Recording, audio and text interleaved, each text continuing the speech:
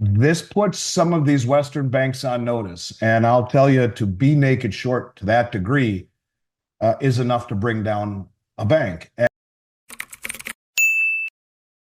there's no question in the world, but silver is strategic. And there's an initiative in Canada by mining companies and banks to have Ottawa reclassify it as such. And it should be. I think it is strategic. You have 8 commercial banks in the West doing their damnedest to hold the price down. And that's been shown over and over and over again with, 800 million ounce shortfall, or short position rather, on COMEX, a 4-year structural demand supply deficit in mine supply. Again, between 4 and 6 billion ounces short on the LBMA, which is a much more opaque market. That's why we don't know exactly how much, but estimates say between 4 and 6 billion ounces by that same cast of 8 or so Western commercial banks, a platform where they're trading 290 million ounces of silver per day, which is basically the entire float of the LBMA, which has 800 million ounces, of which 500 belong to the ETF. So they have 300 million ounces that are unencumbered. They're basically trading the entire stash every day, yet they admit that those numbers that they publish of 290 million ounces traded on average per day are 10 times understated, as they only post the final settlement number. So in essence, they're trading 3 billion ounces of silver per day on average, which is 3.5 times annual global mine supply. The numbers, the price discovery on silver are not known. And I mentioned in our last interview about China, Sean Kunkun says, he's the CEO of Dolly Varden, that indeed they are flying all around Latin America buying the silver concentrate and the silver doré directly from the miners and refining it, paying up to double what the West will pay, and then bringing it home and refining it there. They are the largest, China is, second largest producer of silver in the world as well. The fact that Russia is now saying we're going to accumulate it, I don't know of another country that's done that. It's a very big deal.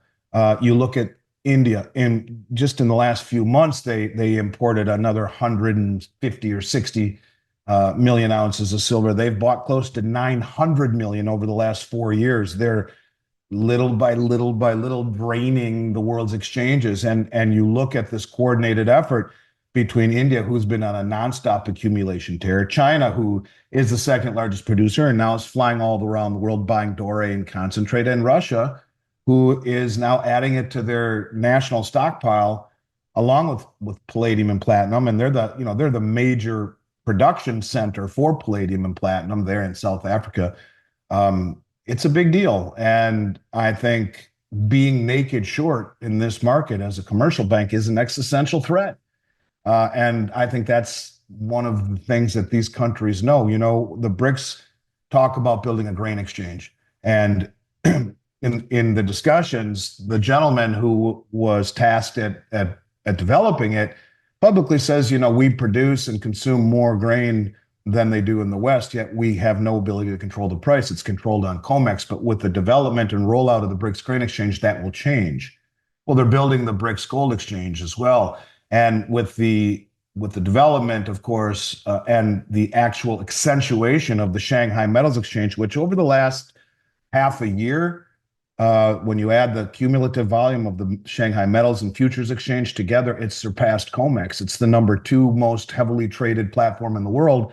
These exchanges are gaining legitimacy, unlike COMEX, where bars are rehypothecated, 15, 16, 1700% or more, sold over and over and over and over again, where if you stand for delivery, 1 out of 17 will be lucky to get delivery, if not much more than that. You look at Shanghai, in order to buy or trade a contract for silver, you have to buy a bar directly from one of the 6 or 7 approved refineries. They laser etch a number on the bar that is directly attributed to a certificate. It's transparency, it's authentic, and it provides, a confidence in a system where our Western rehypothecated opaque system does anything but that. See, these countries understand it's the Achilles heel. And they're slowly draining the exchanges rather than go in and buy everything up that they could and would end it just like that. They're playing the long game.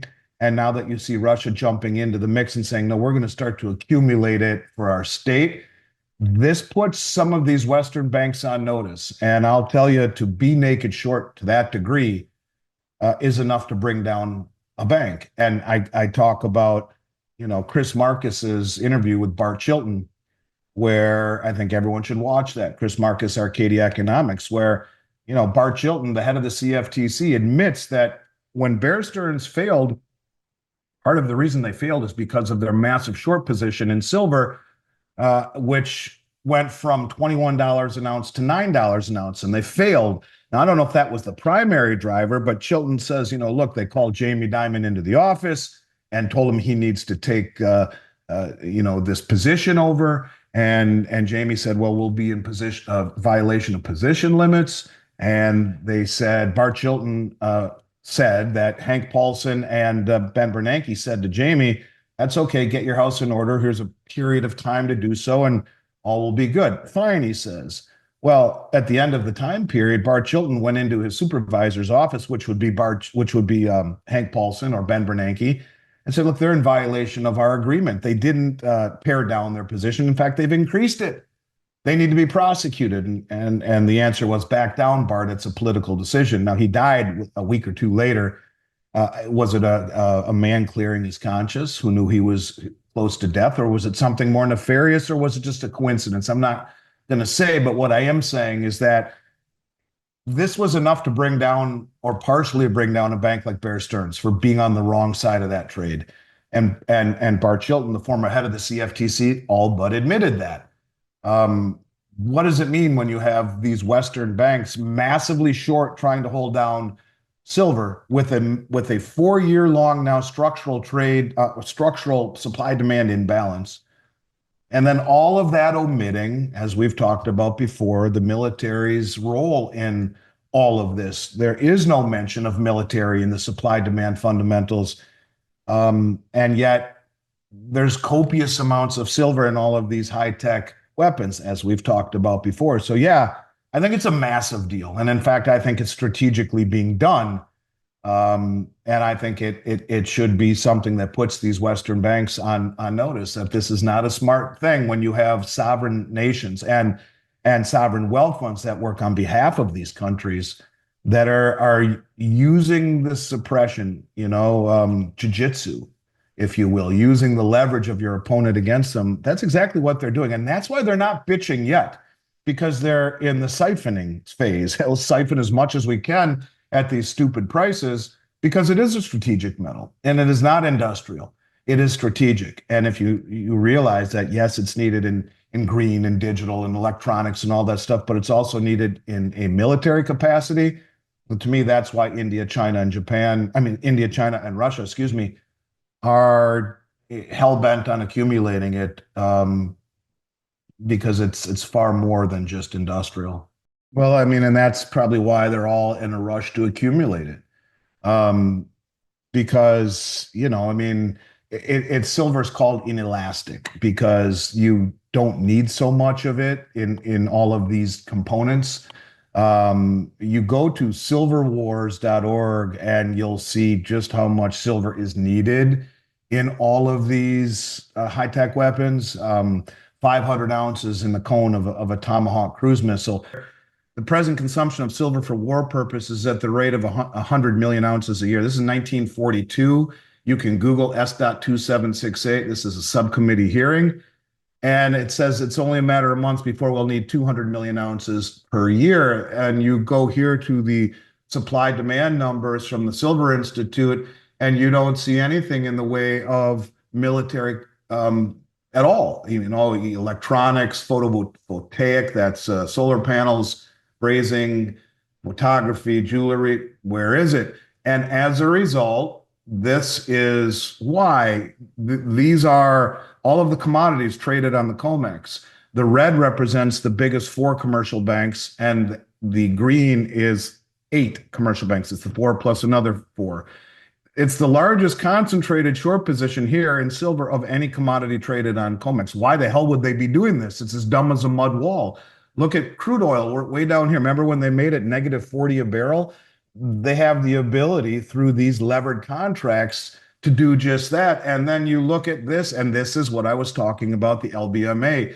800 million ounces, 500 belong to the ETF, so they have 300 million ounces. But you can see this drawdown. They are drawing down the stockpiles of precious metals using the suppression of the Western markets to do just that. So it's a big deal. And I think this is a very strategic deal that these countries, these BRICS countries understand. Russia understands it. China understands it. India understands it. And they're looking at silver as anything but industrial and far more strategic. And I think using the Western stupidity of suppressing these markets to fight these wars, and the military-industrial complex. I mean, it wasn't, you got to believe that it wasn't Biden who has been making these overtures of giving long-range missiles to the Ukraine as he's walking out the door. Who's pulling the strings? It's the people, probably the military-industrial complex, who's making these decisions. And this is why they've needed to have this massively concentrated short position, the most of any commodity traded on the exchange in silver, because it's needed. And, you know, in 42, they were open about it. Yeah, we need silver for military. But now, even though we've been short supply demand for 4 straight years, it's just strangely off the supply demand numbers by the Silver Institute. And, you know, it makes this kind of stuff makes you into a conspiratorialist and makes you feel like, yeah, you know, put my tinfoil hat on, but, or is it real? I mean, why would 8 Western banks hold the largest concentrated short position in a commodity that is being voraciously accumulated? Why do they allow such massive rehypothecation? And why are they short between 4 and 6 billion ounces of silver on the LBMA at a period of time when there's a drive by much of the Southern Hemisphere to accumulate it? These are all the kind of questions I ask myself and come up with the same answer over and over and over again. The military-industrial complex is very powerful, and they make money by keeping these wars going. They often are funding both sides, or you know, they're involved all over the world in selling weapons. And most of what we've given the Ukraine in terms of aid has been in the form of weapons. And then, as Lindsey Graham says, we need to get our money back. So we're enriching the military-industrial complex by providing the weapons. And then after we destroy the country, we come in and steal all of their natural resources. I mean, the whole thing is just gross. But if you put it all together, you can see it. And I hate wearing that tinfoil hat, but is it, or is it real? Is it something that is right there in front of us, or are we all meant to sound crazy when we say these kinds of things? But why the hell would it be taken out of the supply-demand numbers? And why the hell are there 8 banks suppressing it? And why the hell is there that massive short position in London? And why the hell are they trading up to 3.5 times the annual global mine supply every single day? These are questions that I think, if you're honest with yourself, you come to the same conclusion that, you know, silver is far more important than we are being led on. And in a game where the United States has been the place to park your money forever, it was easy to keep this illusion alive. But in an environment where that has changed, you can see why countries like Russia and India and China are doing the things that they're doing, why China's buying doré and concentrate all over the world, why India keeps buying it hand over fist, and now why Russia is saying, we're going to actually buy it for our state as well, because I think it's far more important than any of us are being led to believe, due to the counterintuitive price action that is being controlled by a handful of Western banks. And according to what, you know, Bart Chilton, who was told to back down, was a political decision, it's being managed. But all manipulations and all managements end badly, and they end poorly when the supply-demand fundamentals override them. And ultimately, I think that's where we'll go with silver, because it isn't just an industrial metal. It's far more important to the world than that. And I think that will ultimately bear fruit. I don't know when, but we're already on borrowed time, if you ask me. Just over the last couple of weeks since the last commitment of traders report that I looked at, that was right after the election, after the price got hammered. The commercials just in that week covered 15,570 contracts of gold and 5,700 contracts in silver. A silver contract is 5,000 ounces. So yes, they are covering them and they are slowly backing out. You can't do it too fast. If you do it too fast, the price jacks up and blows up everyone. I could see one of them breaking ranks and basically saying, because this has been a very collusive deal where you got 8 banks on the same page. One of them says, I'm out, guys. This is ridiculous. We're all going to get blown up. And one of them starts to cover, and then it's every man for himself type of situation. But if they don't, they're just playing foolishly right into the hands of the rest of the world, who is exploiting the ability to stand for delivery against us. And that's the key, is that these contracts have a delivery mechanism, and the countries that are doing it were never sophisticated or motivated or coordinated or wealthy enough or had any desire to stand for delivery. They do now.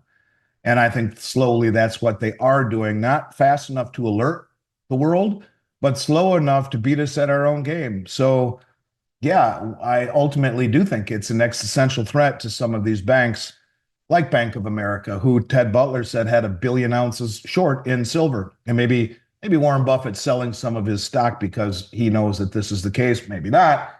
But any bank that would be 1 billion ounces naked short of silver in an environment like this is insane. Yeah, it could indeed be a big problem for some of these Western banks.